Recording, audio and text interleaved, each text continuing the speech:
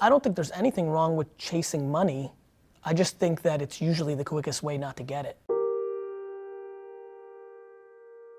Did you consider not going as rogue as quitting and going all in? Did you consider the practicality of 6 p.m. to 3 in the morning? No. I'm actually just curious. There's no judgment or like, I'm only collecting data because I'm fascinated by the practicality of it and the fear that I have when people I want everybody to do what you did if they can do it. And my fear is a lot can't, and that there's a more practical way than going from 0 to 100, though some people have to go 0 to 100 because if they're half pregnant, they'll never do it. It's this completely interesting matrix, right? Gary, they Please. can't or they won't. There's a lot of things going on. I think first of all, the reason I push so much on judgment is the biggest fear I have is that he won't because, you know, one of the things when I look at them, it's interesting, I'm like, oh, it's good, because I wonder how much she's driving, hyping him to get the team there. Like, you need optimism and hype to jump. Like, guys, kissing a girl or boy, jumping in, riding a bike, going in a pool, I've become fascinated with these 3 events as children, because if you really look at it, it's hype. Like, I remember hyping buddies in 6th grade, be like, dude, you can kiss her. Like, hyping. Like, hyping. Or when like looking at friends, or the hype I needed to like, I was scared shitless to swim or ride a bike, or like hype, like taking a jump. You know, at the same token, like, you know, like sometimes the dude went in for the kiss and she rejected him and he was crippled for a decade. You know, a lot of people will fail in business, and so I'm unbelievably, you 30 years ago had no choice, you had to jump. You do have a choice now, depending on the business you choose. If you open a health and wellness and gym, if you open a gym, you physically gotta be there, you can't. But if you're doing, you know, if you're doing content or information, or you could use content to set up a grand opening that will win in 3 years, it's asked literally just for data of how you got there. The other thing I'm a very big believer in is getting people to not feel like it's a scarlet letter if they lose. Something nobody talks about at all is your scenario. You jump, it fails, you reset and go back and get a job in the craft that you had because of your resume, and you restart in 4 years from now. America's pretty good at looking at losses in a positive way compared to other parts of the world where it's like a true scarlet letter, death forever. But still, even here, you know, people don't know when to go back from their jump because they don't want the loss on the resume. They made the big to-do that you're gonna do it. Now it doesn't work, and what they do is they triple down into debt to look good in front of people. But what if it did and you never jumped to find out? Oh, you're preaching. That I want. You've already done that. I'm actually talking about the next part, which is having the options to know that the game is super long, and that if the business, you know, when you go from ice cold, when you go from never having a business to having a business, that's like literally asking me, I'm asking you to right now qualify for Wimbledon in tennis. It's a lot harder than people think. You're grown, you two are grown. I'm not trying to suppress, by the way, I'm talking about the practicality of like options.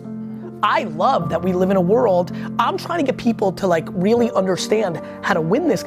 So much of my success is completely predicated on not worrying about all my losses, which means at times, you know, my great losses are the things I passed on. Maybe I should have done Shark Tank. Maybe not. I don't think I should have done it. Not this late in. I think I'll do my own thing. Like, you know, like, but fuck, I mean, there's a lot of, I didn't invest in Uber when I could have made $400 million. I mean, that's a loss. But like, all the things that I've done are things that I can't see what the outcomes. Let me tell you how the Uber thing might have not been a loss. On black and white paper, if I gave Travis the money, like I always was doing at that time, I would have made $300, $400 million on paper.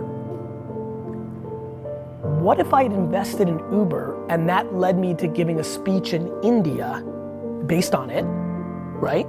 And I got hit by a bus and died. Like, people are just so, like they don't understand how like I'm so happy right now. How could I possibly, look like, you don't know what life's gonna bring you, right? Life's complicated. and way more matrixed out. And that's why, I'm gonna start pushing this. I said it for the first time really heavily up there, like the ROI, winning in life is happiness, not money. People are just so, Like what I'm most happy about is if you just love the process. Like loving the process, like loving the debates in the kitchen. If you can get to, like, that's what. What about separating that though? It's great, I believe you. Your vibes seem good. Like, I think that's huge. To me, it's time and talent. The reason I love hard work is it's controllable. It's hard for me to be like, be more talented.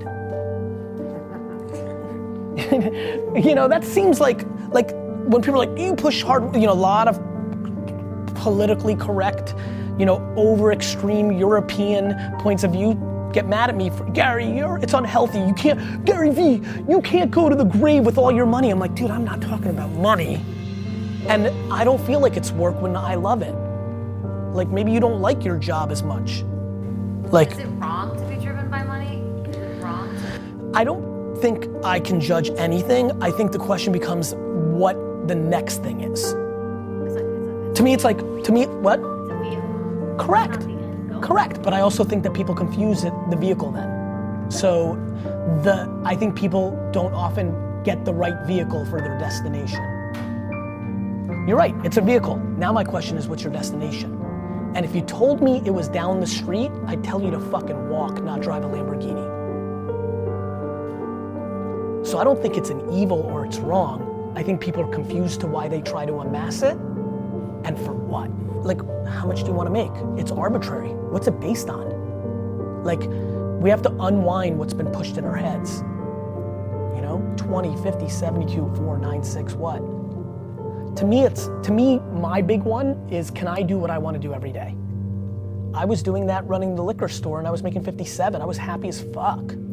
I'm no more happy today than I was at 22. I was pumped. I was on a mission to build a family business so big so that everybody on earth would always say I did the right thing by my parents in the way they did to me. I don't think there's anything wrong with chasing money. I just think that it's usually the quickest way not to get it. I really believe that. I really do. I think when I watch people that are driven by money, I see a lot of unhappiness and failure. It's very common. I think the question is why? What do you need? And do you have a sense of that? Because by the way, it evolves. What he needed at 24 is different than what he needs now. And him and me, and so it evolves too.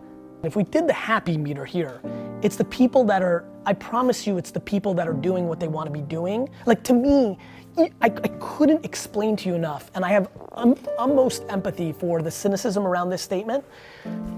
It's unbelievable how much I don't like money. I like the game. I love my game. I love the game of building shit. It's why building, a legacy is the best, because it's like triple compounding valuable, right? I love the admiration. I talk a lot about loving Rocky VI because he goes back to not having anything. I talk about it a lot. It's the same reason I was selling baseball cards on Saturday. I was selling baseball cards on Twitter on Saturday for $50 for a stack of cards. I love the game of growing. To me, the best part is the beginning. I love the thrill of the chase. I wake up at 6 o'clock in the morning and go garage sailing because there's nothing like pulling up. Literally to this day, I can't replicate the high of going to a garage sale, walking into a yard of junk and finding something for $1 that I know I can sell on eBay for $17 is a bigger happiness high than closing a $6 million account for Vayner. And it's not even close. That's what I want for everybody because that's how they get to 20. I believe that. I really do. So I think the fear I have with chasing money is its short-term behavior. And it leads to a lot of negativity, even for the people that achieve it. It's why optimism or offense works. It does. But I do think you need to be thoughtful about the chasing the money thing. It will lead to a loss in the macro. I believe that. I could be wrong, but that is my official point of view. And I've watched it way too much.